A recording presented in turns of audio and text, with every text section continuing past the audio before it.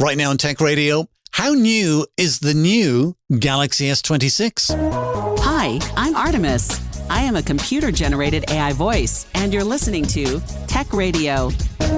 Every week online, we bring you the latest in tech from Ireland and across the world. Welcome to episode 1105. This week, we're asking, would we buy Samsung's new S26 smartphone, which was announced this week? Also looking at the Collison brothers, who have an audacious acquisition plan in the works for Stripe. Or so rumour has it. Plus, we've more on social media bans at the Oireachtas, and we'll be looking deeper at how we keep young people safe on social media with our guest, the founder and CEO of child protection software company Chirp. Her name is Rena Maycock. From TechCentral.ie, this is Tech Radio with Dusty Rhodes and Niall Kitson. I'm Dusty. Niall Kitson away this week, but joining us instead is our favourite tech journalist who always has a great spin on what's happening in the tech world. It's Jason Walsh. How's things, Jason? Hi, Dusty. Very good. Thanks for having me on. No bother. Always a pleasure. The Galaxy S26 from Samsung is kind of the big story this week. Are you a smartphone person? We're all smartphone people, whether we like it or not. I'm sitting here true. with two of them, one Android and one iPhone. It's interesting, though. There really are so many manufacturers out there, but if you go into an ordinary local shop, you're looking at Samsung and you're looking at Apple and you're looking at nothing else. There are lots of other players, but I know exactly what you mean. Between the two of them, they have the lion's share of the market, which is why when they announce a new phone, it is a big thing. I'll tell you what the general reaction has been in the world in a few minutes, but first, what is new about it? The S26 Ultra, which is the biggest one that they have and the most expensive, has actually used an old feature to create, an old technology, if you want to put it that way, to create a new feature, if you like. And it's called a privacy display. And here's how it works. If you are out and about and you get a text message from, say, somebody that you shouldn't be getting a text message from, and you don't want your nearest and dearest sitting beside you to be able to see it, okay? That is one place where you would use it. Or if you're entering a code into a banking app or something like that, that's another area where you would want to keep what's shown on the screen absolutely private. And what they have done is, years ago, do you remember when LCD screens came out on phones and with computer monitors, they kept talking about the viewing angle? Oh, do I remember the passive matrix? I certainly do. There you go. Right. So the whole thing was you can stand 180 degrees and still see the panel and all that kind of stuff. So what Samsung have done is they've gone back to the original technology, which is where the LCD diodes in the screen would just be pointing straight outwards and you wouldn't be able to see them from the side. And it adjusts its display to only use those type of displays showing the pixels when you want to see something privately. And what's very, very clever about it is that it can switch this for the entire screen so that you can see it because it's pointing directly at your eyes, but somebody who's standing right beside you won't. It can either do it on the full screen or it can do it for just the notification setting. So if you have a new message that comes in from somebody and it says, blah, blah, blah, blah, Grania wants to see you at the hotel on Friday night at 11 o'clock or whatever the message happens to be, you will be the only one to see it. So I kind of think it's interesting the way they used old tech to bring in a new feature. Yeah, it is. And I mean, you're speaking my language here because I really like the idea of withering technology, really getting extra value out of old things, and not just out of meanness, but just because some ideas actually were good. What's important here is to remember that when those screens were all there was, they weren't great. But the fact that this can be turned on and off and, controlled by the phone, controlled by the user is what really makes it so super useful. Yeah. Now, that's only on the S26 Ultra. It's not down on the S26, the S26 Plus. The S26 itself is getting slightly bigger. It's going to grow from 6.2 inch screen to 6.3 inch screen. Wow. It's also getting a slightly better battery and stuff like that. Software improvements, which Google are also going to be rolling out to their own Pixel phones. Circle Search is now able to search for several items at the same time. And I was kind of thinking, where would you use this for? Surely you just circle one thing and say, look up information on that. But it's quite good for if people are into fashion and they're looking for an ensemble of clothing. It's like, tell me about what this person is wearing, and it'll then go off and look individually for about the trousers and the shoes and the top and all that kind of stuff. So Circle Search will be able to do several items at the same time, and then scam detection, which is getting more and more important. If you are talking to somebody who is not in your contact list or that you have not spoken to before, it will turn on scam detection and it will listen to the conversation, looking for speech patterns that are common to scams. And if it detects them, it'll warn you. Yeah, I mean, you say this is increasingly necessary. It certainly is. I mean, every one of us, I think, is getting scam and spam calls and texts and all kinds of things every day. I would want to know more about how the technology works behind the scenes. I do worry about black boxes, but it's quite clear to me. I mean, I have had spam emails that have been, like, at this point, particularly recently with AI generating them, they are so convincing now. Yeah, very much. I'm getting a load of stuff in. But just AI just makes it so detailed and stuff like that. However, so that's the scam detect. That was another feature that caught my mind. Also new with the Galaxy S26 is an increase in price. Yeah, you want to know about this? Crucial has pulled out of the memory market, the consumer memory market. They're going to focus on AI. Another big memory producer is called Samsung, and it is refusing to sell chips to itself because it wants to sell them into the AI market. So this is because Samsung, of course, is a major, what we used to call a conglomerate. They're not refusing, but they're not giving them discounts. They're prioritizing AI sales. So we're enduring one of these kind of historic highs in RAM prices, which is something that has happened before. It happened in the 80s and 90s a couple of times. And it really does have an impact on the pocket. It's quite scary. Yeah, well, there you go. It's interesting, isn't it? Where you kind of think of it, you kind of go, oh, AI is great and AI is this and da-da-da, and I don't pay for it. It's free and AI. AI is now costing you an extra €100 when you're buying your phone. However, the good news on the phone side of things is that the phones will now come with 256 gigs of storage as standard. Yeah. Well, I mean, I got tricked when I bought it. Well, tricked myself, I suppose, when I bought the cheapest iPhone in the market some years ago with 64 gigs and thought, oh, that'll be fine. No, it was not. No. And you know what? I find it's increasingly harder, or it's still hard to find a phone that comes with more than 8 gigs of RAM. Because 8 gigs is just not enough. You need 12, 16 gigs. And these phones do come with 12 gigs, so that's not too bad. The processor is also interesting. Snapdragon is available in the States, and the Exynos works in the EU. And I was kind of wondering, why is that?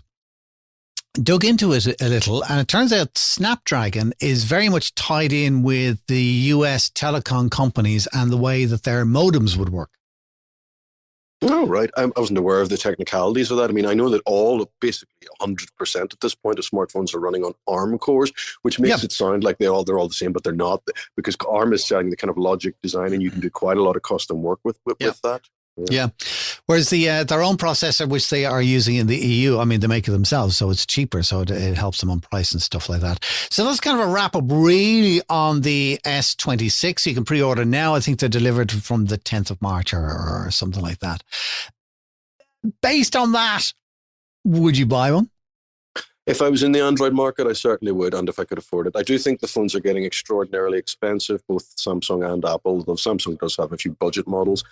I'm concerned about the prices. I'm kind of stuck with Apple, not out of any great desire to be, but just a kind of resistance to change fundamentally. But yes, it seems like a pretty good product. I think the prices are actually coming down, because looking at the regular S26, I think it's a 799 or something like that. I would have expected that to be 1,000, and then for the bigger phones to be 1,200-1,300 quid. The thing is, I'm particularly sensitive to these prices because I tend to buy the phones outright in a lump rather than... Oh, I would as well, yeah. Phone provider. If you get them through the phone provider on an 18, 24-month contract, you're not going to notice it. Now, there's a problem with that too, because you may be being nickeled and dimed. But for me, it's an outright purchase, so it does require a lot of thinking. Here's what I'm thinking is that I've seen a lot of people go very meh about the announcement of the S26. There's not really that much that's new. I've heard an awful lot of people saying, well, I'm not upgrading from my S23 or my S24 because there's not enough to make me want to upgrade. I kind of get that.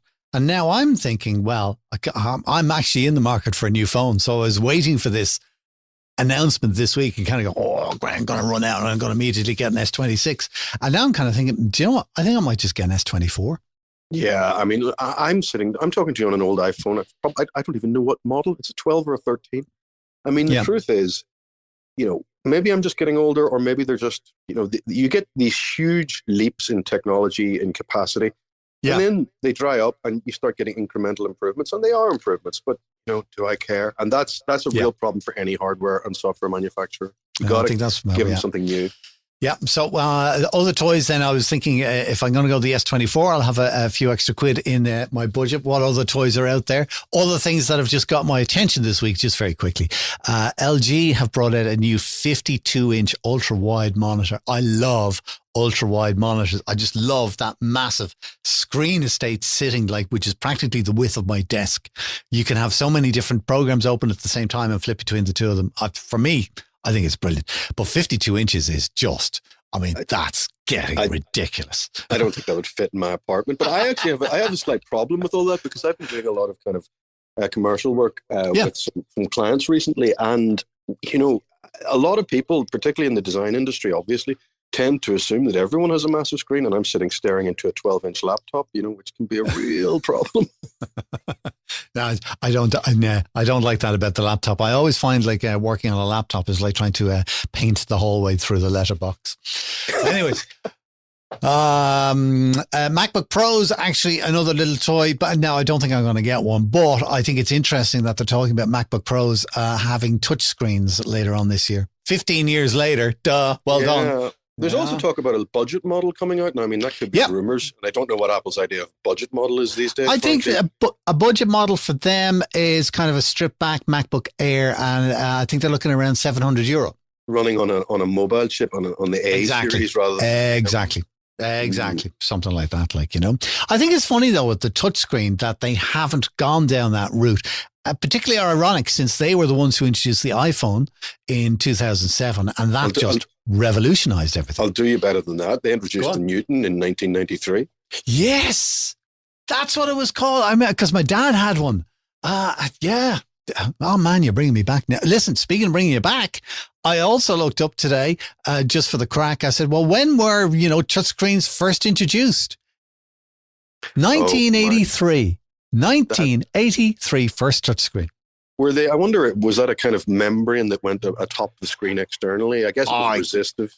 I think it was something like that, and I don't think it's touchscreen like we think of today, but it was something like where you would touch the screen, a particular part to select something. Like when you're doing the ATM or taking money out of the bank or something like that, where you did that kind of basic. I think that's what it was. But it was the HP 150 back in 1983. So there you go.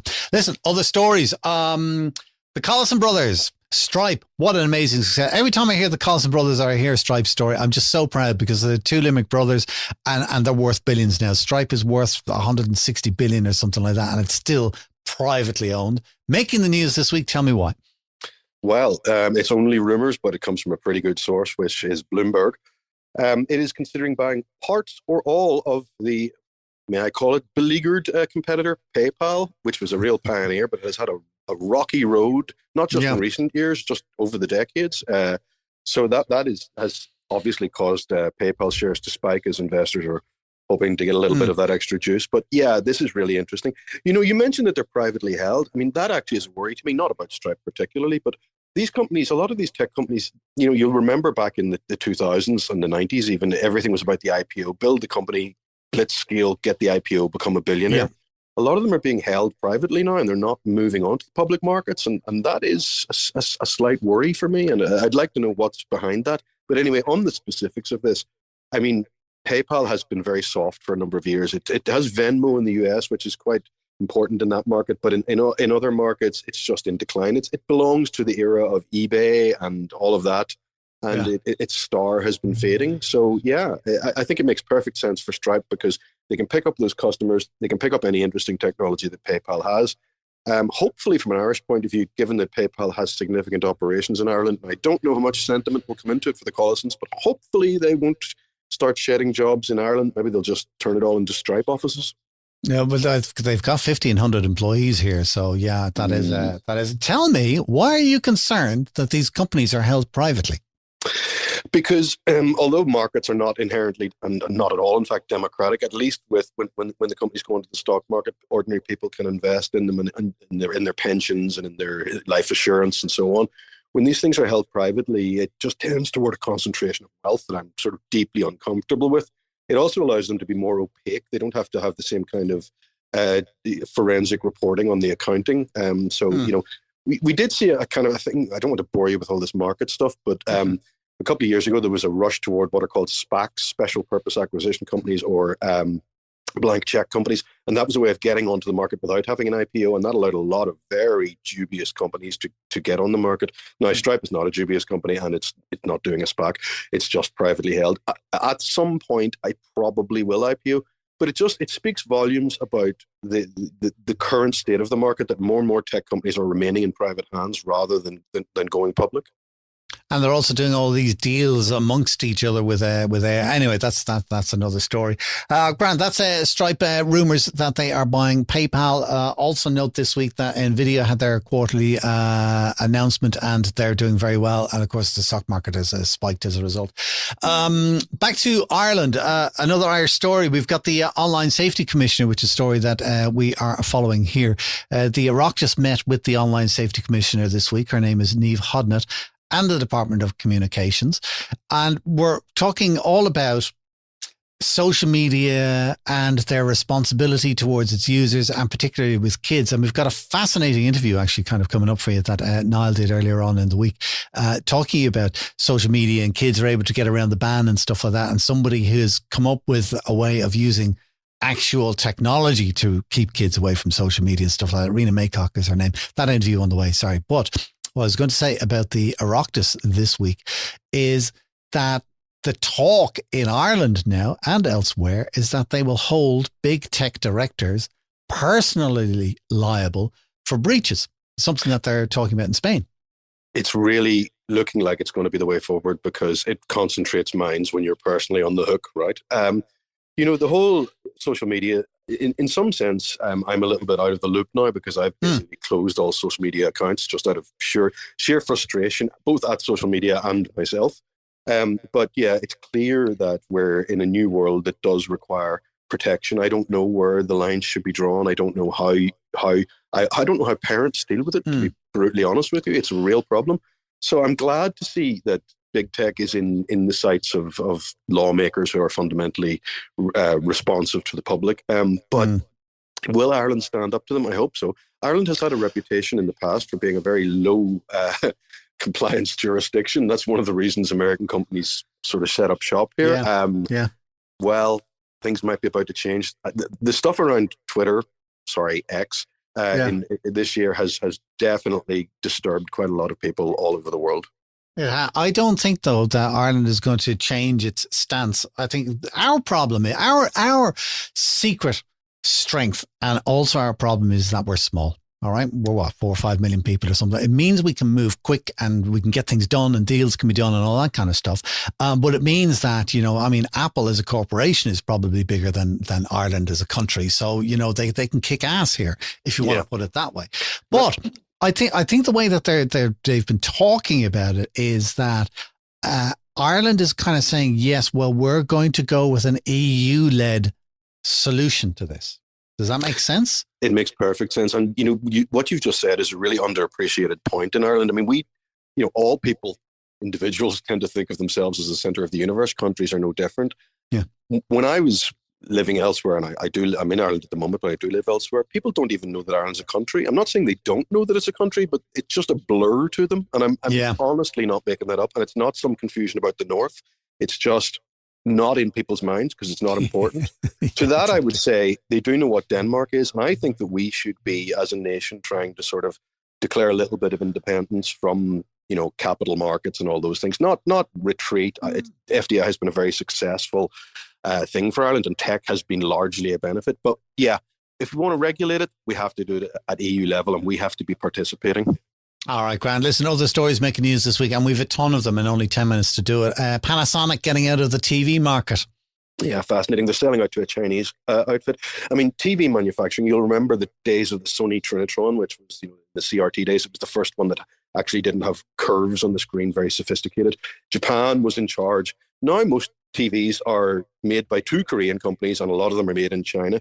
This is just Panasonic getting out of a legacy market. It's kind of sad because I love all these old classic brands that from the 60s, 70s, and 80s, your Sonys and Panasonics and all of the rest of them. They're very meaningful to me, but it's just a recognition that in a high volume, low margin market, well, there are people that can do it cheaper. It makes sense. Yeah. Sony getting out of the market as well, spinning off their TV business. Elsewhere in news, Anthropic are accusing China. I was just going to mention China talking about TV because you mentioned South Korea, and I'm thinking of Taiwan because you've got the most of the computer chips in the world are made in Taiwan, and of course, so much of the world's electronics is made in South Korea, and it looks like China has got designs on both, certainly on Taiwan.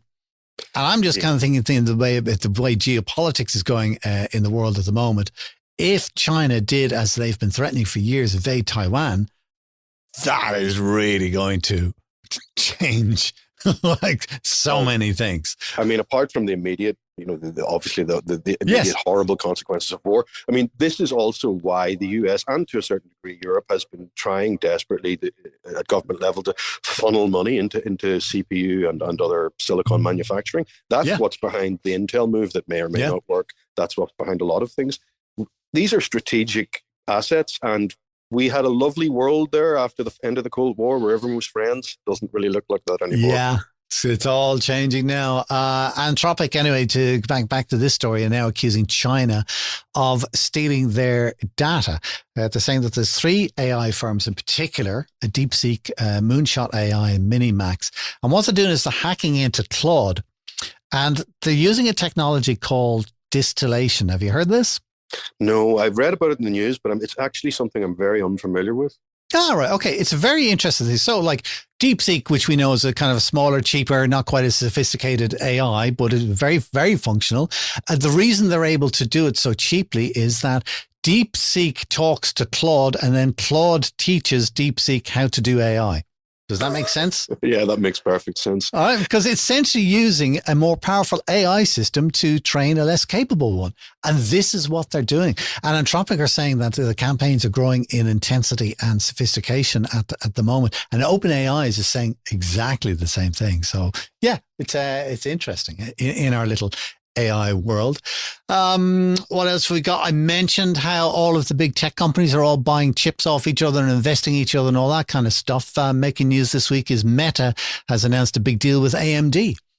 Yeah, they're going to buy $60 billion worth of chips that are suitable for AI. I'm not entirely sure if those are GPUs or CPUs, although the distinction's kind of moot these days. But yeah, the kind of wider issue here, apart from the fact that Meta is an AI player, we sometimes forget that. People like Jan LeCun, who's retired now. The whole thing about chips is what's really interesting is for years we had basically a monopoly of sorts. Forget about the embedded market. I'm just talking about chips you would use in your life. You'd be Intel or AMD, which were basically the same chips. You had other things in other industries. A little bit of PowerPC on the Mac back in the day. Now, a lot of companies are designing their own silicon. Microsoft is apparently working on silicon. Apple has famously got its M and A series, which are not simply ARM chips. They have other logic around them. We have Google working on chips. I mean, I think the important message here is that while a lot of technology has been focused on, or a lot of coverage and excitement about technology has been either been focused on products, consumer products, or subscriptions and online internet stuff, you have to remember technology is material. It's about digging stuff out of the ground, hitting it with hammers, melting it down, running it through industrial processes, and then selling physical objects. You don't often think about the physical side of computing. Data centers are hidden from us. But I think this material stuff really needs to be better understood by all of us. Now, speaking of data centers, and let me give you a really good and finally story, all right? Niall has been talking about memory crystals this week. And he gave me the gist of it, and it's fascinating from the way he's explained it, right? The first word that I learned this week, right, is zettabyte. Have you ever come across that? No. All right, okay. Well, gigabyte and megabyte and, terabyte and all that kind of stuff. A zettabyte is 1 trillion gigabytes. Yeah.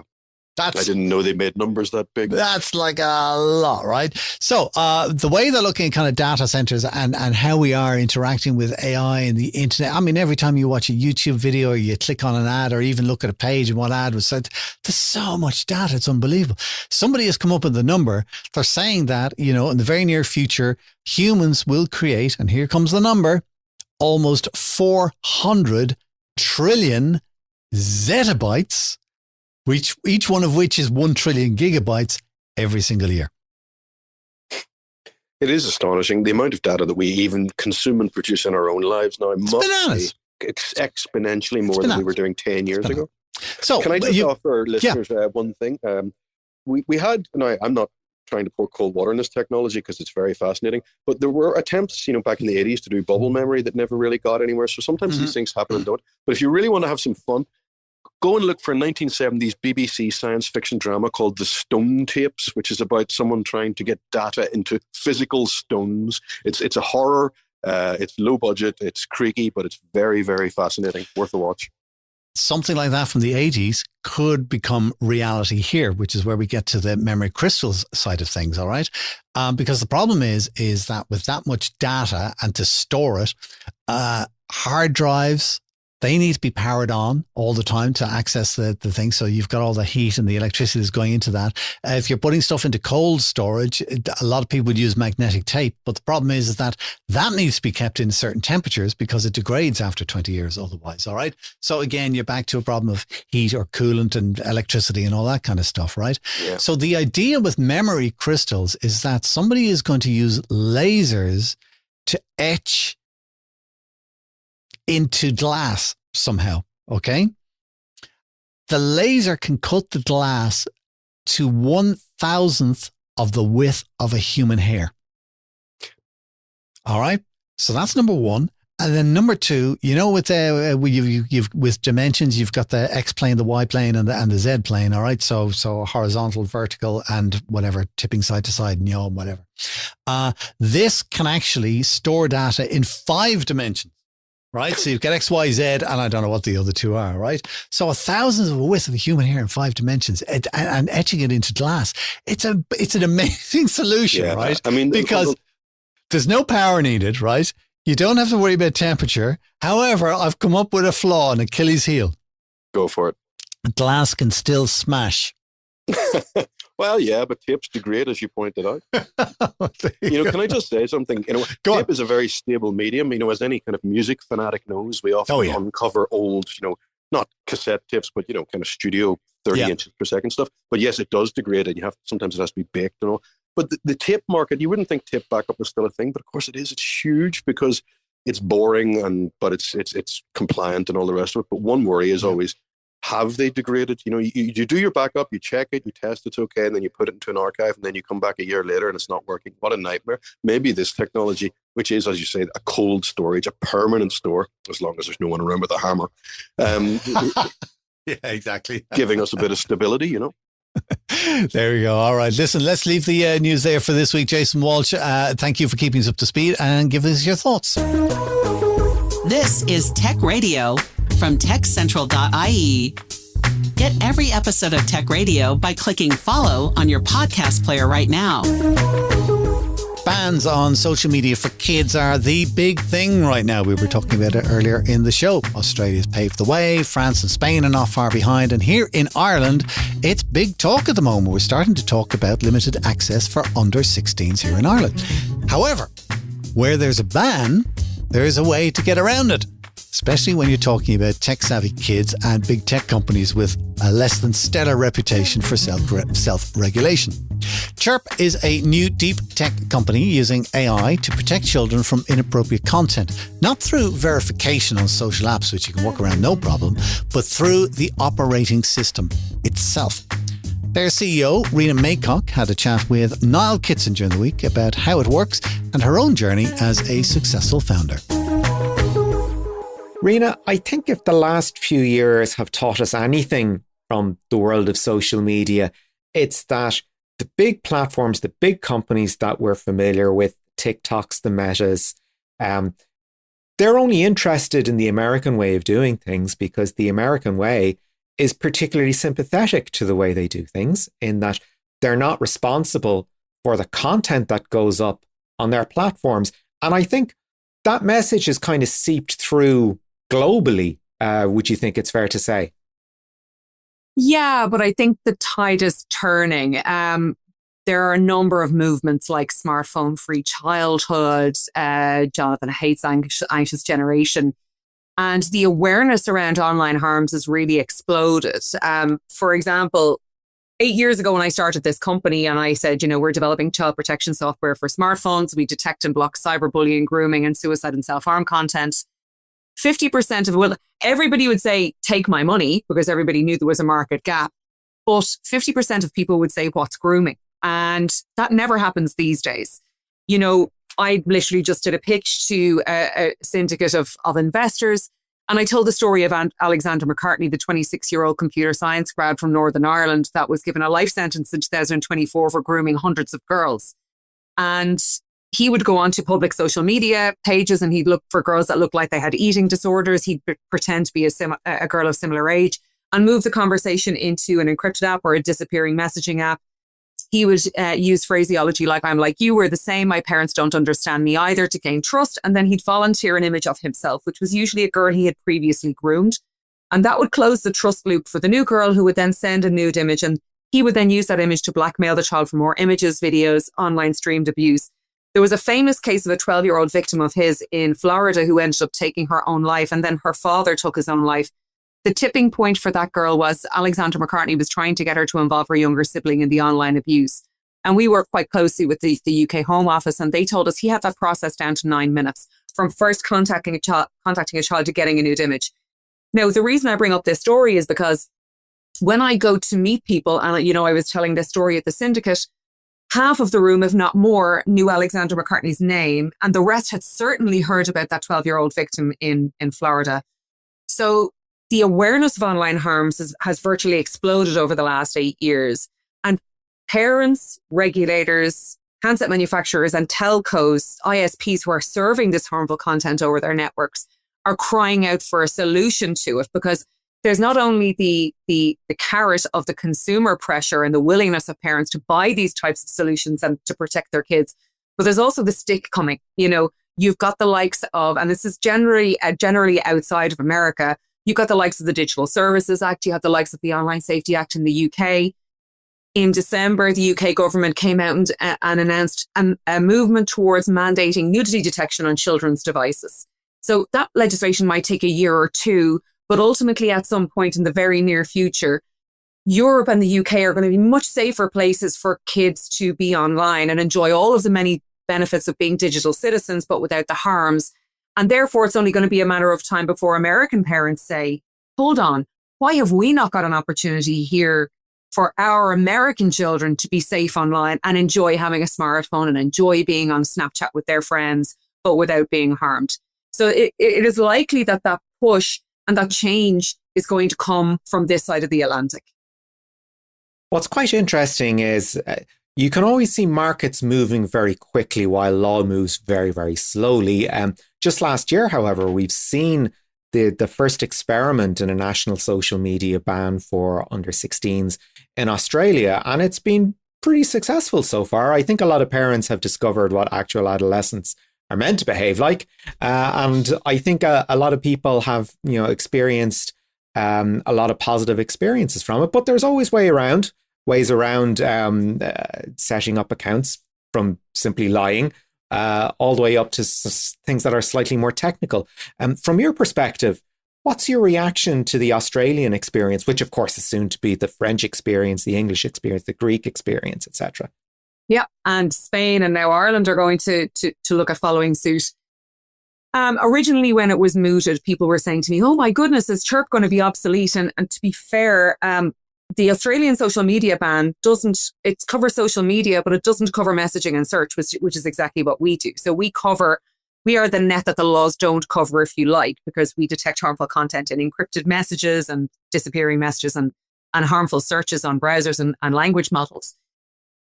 The jury is out on whether it's been a success or not. When it was mooted, we work with a lot of academia and, for example, we developed Chirp in partnership with Dublin City University, ADAPT, the Anti-Bullying Research Centre, which is run by Professor James O'Higgins Norman, the UNESCO chair for the prevention of bullying in schools and cyberspace. We've been to the UN to showcase Chirp at the AI for Good Summit in Geneva.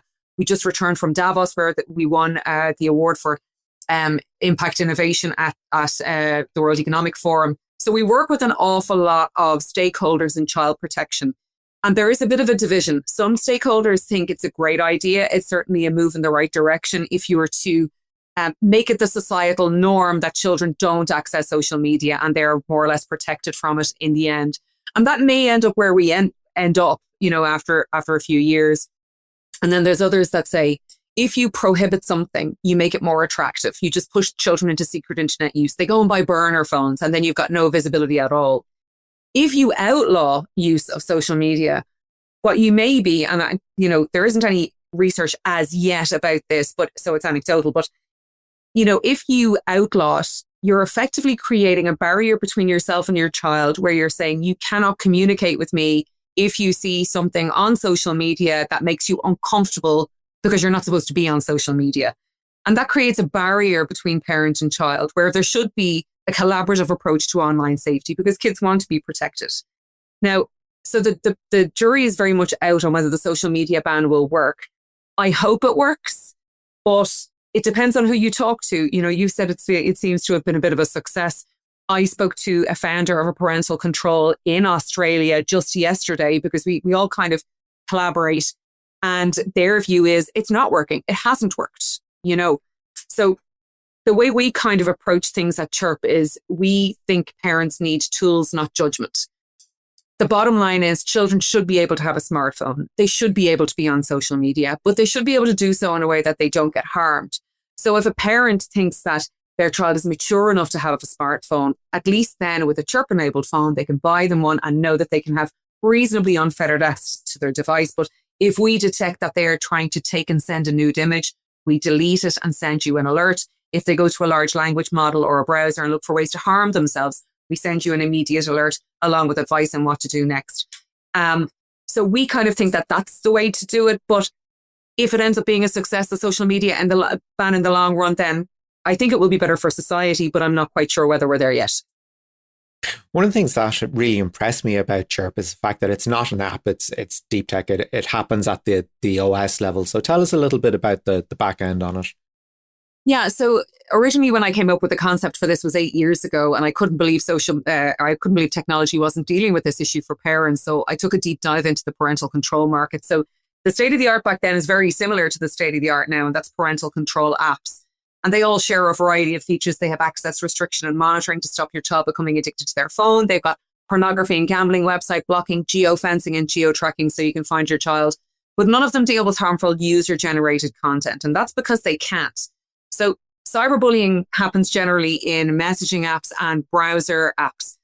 And apps operate in a peer-to-peer system, which means one app can't access data in another app. So these issues simply cannot, it's impossible to deal with these issues at the application layer. You need to go deeper into the tech stack. And specifically in the grooming context, you need to be able to access encrypted apps. And the earliest point that you can do that is the kernel level. So Chirp is a patented operating system modification at the kernel level. And it's at that point we can access all incoming and outgoing data, messaging and search, and compare it against our own bespoke, lightweight, small language models for harm and block anything that fails the test. So there's the two different sides to our technology is the deep tech piece, and that's the method by which we access all the incoming and outgoing data. And then the small language models, which we've built from the ground up, actually. And I want to boast a little bit about our AI team. They were invited yesterday by the LREC to go and present their white paper on our approach to this building the small language models, specifically the text area, because we built them from the ground up. And that's kind of a really well-known, well-respected language resource conference in Madrid. So I want to give them a special shout out.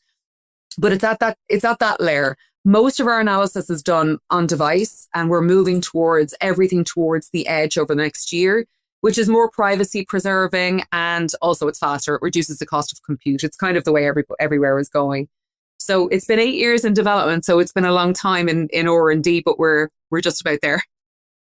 And in working with your AI team there, I mean, LLMs have been mainstream for only a couple of years. So At what point in the product development lifecycle did you go, actually, there's an entire extra thing over here that we should be working on as well? But we always knew we would need to develop our own data sets. For example, our head of AI is a guy called Dr. Zhang Zhu. He wrote the algorithm for the hate track tool, which was developed to detect racially motivated hate speech on Twitter. So that type of technology has been around for an awfully long time. It's just that it's become more consumerized and more mainstream in the last couple of years. But really, what is happening now is because of the cost of compute, technology is moving more towards domain-specific small language models. And that's exactly what we did. So to be fair to our AI team, they could see around the bend. And we started this project. We've been 8 years in R&D, but we started in earnest when we won our Disruptive Technology Innovation Fund. We got a non-dilutive grant from the DTIF of 2.8 million. So we started that process in earnest in May 23. And this is what we've achieved in just that short period of time. So they did manage to see around the bend at what the trend was going to do and stay ahead of it. I think that's very interesting with the idea of the small models is, your storage and compute costs must be much, much smaller then as well. Does that factor into your development?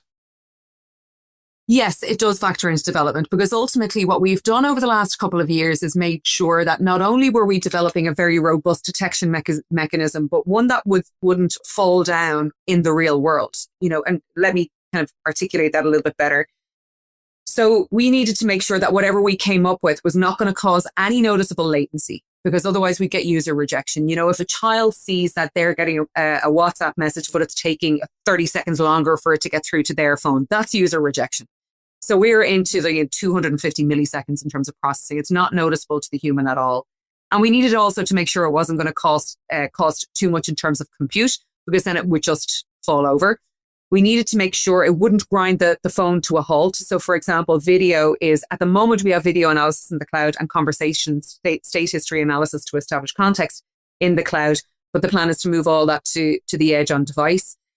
Because at the moment, if you were to analyze an hour worth of a video on a device, it would simply grind to a halt. And then also we needed to make sure it didn't have any battery power impact. So if you're doing too much processing on the device, it's going to wear down the battery. So we needed to make sure in that R&D that whatever amazing system we came up with had to have human level detection efficiency, obviously, before we go to market, but that it wasn't going to impact the device, and it needed to survive on a moderately priced device. So what we didn't want to do is come up with a solution where parents needed to drop €1,000 for a flagship device in order to protect their child. We wanted to make sure it was affordable. Even our pricing, our recommended retail price is €60, which is very much the average of our parental control. The more than 50% of parents use parental controls. The average price is €60. So without sales tax, there's still a significant opportunity for telcos who we license to, and then they make it available to parents to add a margin if they want to, etc. So we were very cognizant in the development process to make sure this was affordable, high performance, high detection efficiency, and didn't cause erosion of battery. Yeah, at that point about, rolling it out onto regular hand phones as opposed to, specifically child-friendly devices, I suppose is so important from an uptake perspective, because what young person wants to be given a giant pink phone and told there's your smartphone when they can have a... No, they don't want them at all. That whole dumb phone thing has been tried and tested and it's been rejected. Kids want, if we're calling a spade, kids want sexy phones. If they can't have an iPhone, they want a Samsung or something that looks like it. They want something that doesn't look any different to anybody else in the class, because otherwise they end up getting bullied. You want them to be able to look like they are just enjoying the normal phone and nobody can tell that it's got any sort of child protection on it. Now, to be fair, we market Chirp as a safe first phone for kids. It would be unrealistic for us to assume that a 15-year-old that's had an iPhone for 2 years is going to reverse into A, an Android, or B, any type of scrutiny or perceived monitoring. So our sweet spot is children's first phones, and that's the way we market Chirp. Now, look, we're asked this quite frequently, what's your core target market? And our answer is we're not prescriptive. We think it's aged between 5 and 14, but if you look at the Ofcom results there, they released their study in May last year, and 19% of 3 to 5-year-olds have their own smartphone. Now, that shocks most people, but that was a parent survey. So you can be pretty much sure it's actually higher, because an awful lot of parents just wouldn't feel comfortable admitting that. So the ownership age of children having smartphones is getting younger and younger and younger. So we just don't want to be prescriptive. Even in our upcoming pilot, we're saying to the schools that are taking part, you don't need to focus on 4th class, 5th class, 6th class, 1st class. You can leave this open to anybody who feels that their child is ready for a smartphone. Parents don't need judgment, they need tools. And have you had any conversations with specific vendors? One would imagine Samsung would be sort of the ideal client for you. But I'm sure there's other vendors you've been talking to already, are there? Yeah, I mean, look, our goal in the end, our mission has always been, Niall, to be the global machine standard parental control on all computing devices. Naturally, you start with smartphones because that's where the big market gap is. Everybody is afraid of smartphones because they leave the house. They're not necessarily the devil by any stretch. But so we said we would tackle the smartphone market first and then go for the other devices. To achieve that, we are talking to vendors in all of the telco ecosystem. For example, we're talking with 2 chipset manufacturers about embedding chirp, and that would be ubiquity, but that's the long game. In the meantime, we are talking to 2 handset manufacturers. We're also talking to 5 of the world's biggest telco groups about partnering.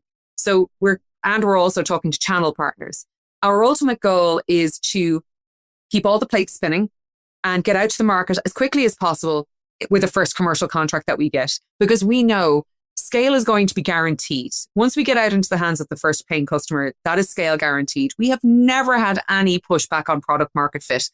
The world knows this is a solution that parents, OEMs, governments, everyone is demanding now. So that's what our focus is. It's talking to OEMs, chipset manufacturers, telcos, and whoever goes over the line first, that's when we get out who we go out to market with. Yeah, that idea of keeping all the plates spinning. I mean, as a founder, it must be tremendously demanding. So what kind of team do you have around you? Or indeed, to look at the product when you're showcasing it, did you go straight for that minimum viable product? Or did you go, actually, no, this is the thing. This is what you're going to be looking at. We're not selling pie in the sky, a general idea. Originally when we got the DTIF funding in, and we co-funded that with 1.67 million, all from angels, we had a very rudimentary prototype and a patent and the potential for a great team, a really good, our CTO, Mark Langan, he co-founded 2 software companies and had 1 exit. I mentioned Zhang Zhu, our head of AI. I'm a commercial CEO by trade. The last job I had before I became an entrepreneur, I ran a group of radio stations as CEO. And our key advisor is Ronan Dunn, and he's the former CEO of O2 in the UK and Verizon in the US. So we built this amazing team. So we've got like 17 engineers, 21 in total in the team. But I'm the commercial team.